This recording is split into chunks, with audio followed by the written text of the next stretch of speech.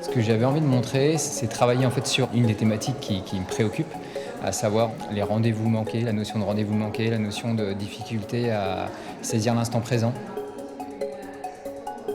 Très souvent, j'ai besoin de regarder le sol et d'observer en fait la beauté de la nature, les compositions naturelles que crée la nature. Du coup, j'ai pas levé les yeux pendant 2 mois. J'étais tout le temps rivée au sol à essayer de composer et à mettre en lumière en fait la beauté de la nature.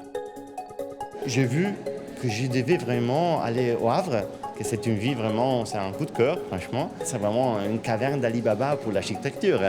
Alors j'ai commencé vraiment un dialogue entre la couleur, que c'est ma spécialité, je suis coloriste, et vraiment l'architecture et la couleur.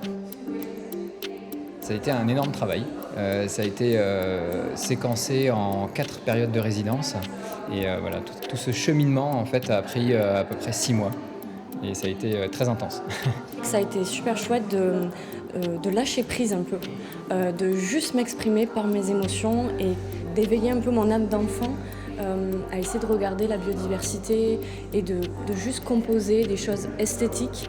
Je suis resté en Normandie, je pense, 21 jours, mais les photos ont été prises sur 14 jours, une chose comme ça, car il y avait toujours la pluie.